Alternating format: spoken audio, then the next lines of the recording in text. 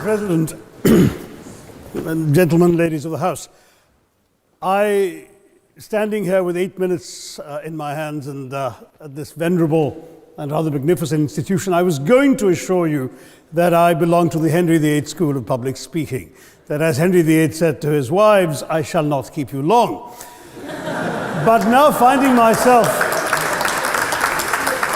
the seventh speaker out of 8 in what must already seem a rather long evening to you, I rather feel like Henry VIII's last wife. I more or less know what's expected of me, but I'm not sure how to do it any differently. Perhaps what I should do is really try and pay attention to the arguments that were advanced by the opposition today. We had, for example, Sir Richard Ottaway challenging the very idea that it could be argued that the economic situation of the colonies was actually worsened by the experience of British colonialism. Well, I stand to offer you the Indian example, Sir Richard. India's share of the world economy when Britain arrived on its shores was 23%. By the time the British left, it was down to below 4%. Why? Simply because India had been governed for the benefit of Britain. Britain's rise for 200 years was financed by its depredations in India. In fact, Britain's industrial revolution was actually premised upon the deindustrialization of India. The handloom weavers, for example, famed across the world, whose products were exported around the world, Britain came right in. There were actually these weavers making fine muslin, light as woven air, it was said. And Britain came right in, smashed their thumbs, broke their looms, imposed tariffs and duties on their cloth and products, and started, of course, taking the raw materials from India and shipping back manufactured cloth, flooding the world's markets with what became the products of the dark and satanic mills of Victorian England.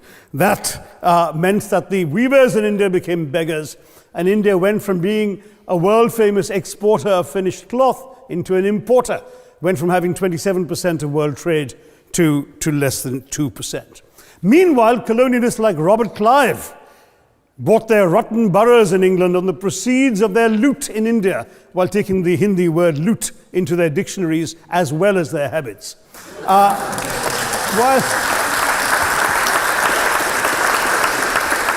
And the British had the gall to call him Clive of India, as if he belonged to the country, when all he really did was to ensure that much of the country belonged to him.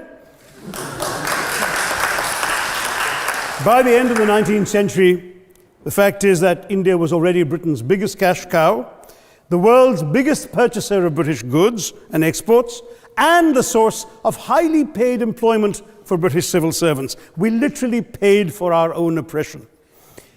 And as has been pointed out, the wealthy Victorian British families that made their money out of the slave economy, 1/5 of the elites of the wealthy class in Britain in the 19th century owed their money to transporting 3 million Africans across the waters. And in fact, in 1833, when slavery was abolished, what happened was that a compensation of £20 million was paid, not as reparations to those who had lost their lives or who had suffered or been oppressed by slavery, but to those who had lost their property. I was struck by the fact that your Wi-Fi password at this union commemorates the name of Mr. Gladstone, the great liberal hero. Well, I'm sorry, his family was one of those who benefited from this compensation. Staying with India, between 15 and 29 million Indians died of starvation in British-induced famines. The most famous example, of course, was the Great Bengal Famine during the Second World War, when 4 million people died because Winston Churchill, deliberately as a matter of written minuted policy, proceeded to divert essential supplies from civilians in Bengal to sturdy Tommies and Europeans as reserve stockpiles. He said that the starvation of anyway underfed Bengalis mattered much less than that of sturdy Greeks. This is Churchill's actual quote. And when conscience-stricken British officials wrote to him, pointing out that people were dying because of this decision, he peevishly wrote in the margins of the file, "Why hasn't Gandhi died yet?"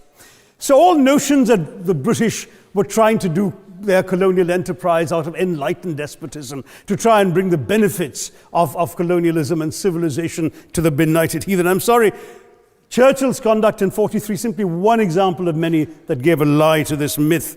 As others have said on the proposition, Violence and racism were the reality of the colonial experience. And no wonder that the sun never set on the British Empire, because even God couldn't trust the English in the dark. Let me take World War I as a very concrete example, since the first speaker, Mr. Lee, suggested these things couldn't be quantified. Well, let me quantify World War I for you. Again, I'm sorry, from an Indian perspective, others have spoken of other countries. 1/6 of all the British forces that fought in the war were Indian. 54,000 Indians actually lost their lives in that war. 65,000 were wounded. Another 4,000 remained missing or in prison. Indian taxpayers had to cough up £100 million in that time's money. India supplied 70 million rounds of ammunition, 600,000 rifles and machine guns, 42 million garments were stitched and sent out of India, and 1.3 million Indian personnel served in this war. I know all this because, of course, the commemoration of the centenary has just taken place.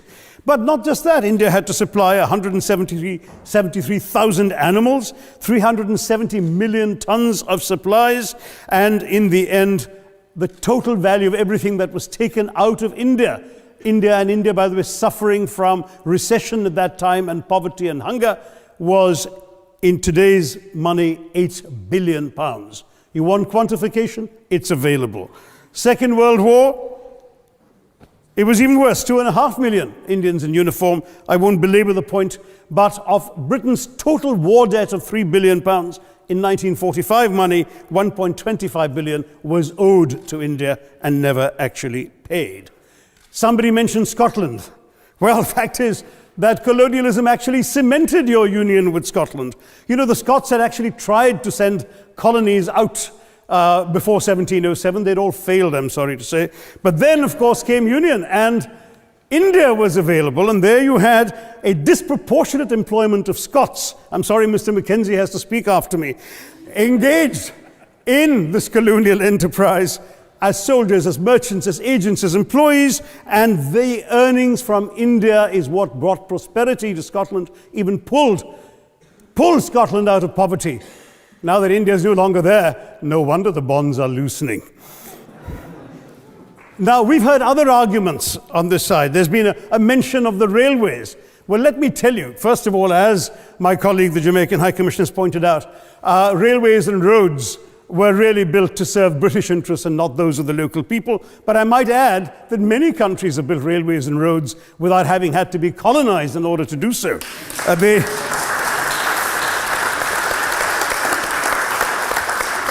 They were designed to carry raw materials from the hinterland into the ports to be shipped to Britain. And the fact is that the Indian or Jamaican or other colonial public, their needs were incidental. Transportation, there was no attempt made to match supply to demand for mass transport, none whatsoever. Instead, in fact, the Indian railways were built with massive incentives offered by Britain to British investors, guaranteed out of Indian taxes paid by Indians, with the result that you actually had 1 mile of Indian railway costing twice what it cost to build the same mile in Canada or Australia, because there was so much money being paid in extravagant returns. Britain made all the profits, controlled the technology, supplied all the equipment, and absolutely all these benefits came as private enterprise, British private enterprise, at public risk, Indian public risk. That was the railways as an accomplishment. We're hearing about aid. I think it was again Sir Richard Ottaway who mentioned British aid to India. Well, let me just point out that British aid to India is about 0.4% of India's GDP. The government of India actually spends more on fertilizer subsidies, which might be an appropriate metaphor for that argument.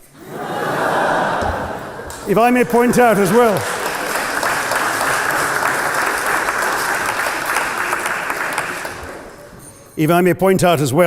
that as my fellow speakers from the proposition have pointed out, there have been incidents of racial violence, of loot, of massacres, of bloodshed, of transportation, in India's case, even of one of our last Mughal emperor.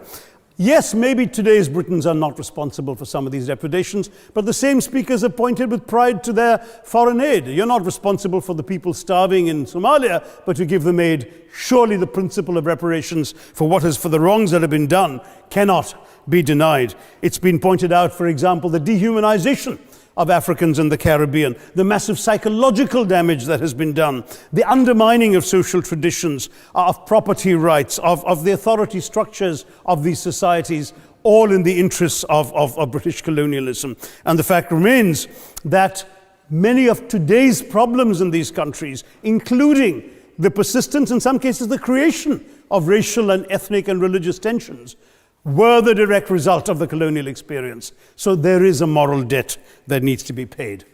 Someone challenged reparations elsewhere. Well, I'm sorry, Germany doesn't just give reparations to Israel. It also gave reparations to Poland. Perhaps some of the speakers here are too young to remember the dramatic picture of Chancellor Willy Brandt on his knees in the Warsaw Ghetto in 1970. And there are other examples. There is Italy's reparations to Libya. There's Japan's to Korea. Even Britain has paid reparations to the New Zealand Maoris. So it's not as if this is something unprecedented or unheard of that's going to somehow open some sort of nasty Pandora's box. No wonder Professor Lewis reminded us that he's from Texas. There's a wonderful expression in Texas that summarizes the arguments of the opposition: all hat and no cattle. Now, if I can just quickly look through the other notes I was scribbling while they were speaking, there was reference to democracy and rule of law. Let me say with the greatest possible respect, it's a bit rich to oppress, enslave, kill, torture, maim people for 200 years and then celebrate the fact that they're democratic at the end of it.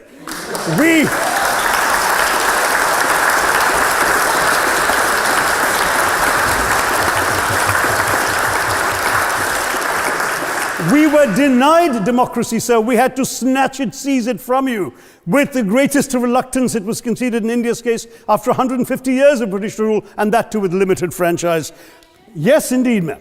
The opposition spoke quite highly of Greek and Athenian democracy on which the West should pride itself, and spoke of liberty and equality in that same name. The Athenian democracy was only functioning because of the slave society on which it was built. That's the nature of colonisation. All right, I don't think that needs contradiction, not from me at any rate. But if I may just point out, I think the arguments made by a couple of the speakers, the first speaker, Mr. Lee in particular, conceded all the evil atrocities of colonialism, but essentially suggested that reparations won't really help. They won't help the right people. They'll be used as a propaganda tool. They'll embolden people like Mr. Mugabe. It's always nice how in the old days, I'm sorry to say that the people of the Caribbean used to frighten their children into behaving and sleeping by saying Sir Francis Drake would come after them. That was a legacy of that. Now it's Mugabe will be there. So this is the new sort of Sir Francis Drake of our times. The fact is very simply, sir, that we are not talking about reparations as a tool to empower anybody. They're a tool for you to atone for the wrongs that have been done. And I am quite prepared to accept the proposition that you can't put a monetary sum on the kinds of horrors people have suffered. Certainly no amount of money can expiate the loss of a loved one, as somebody pointed out there. You're not going to be able to figure out an exact amount, but the principle is what matters.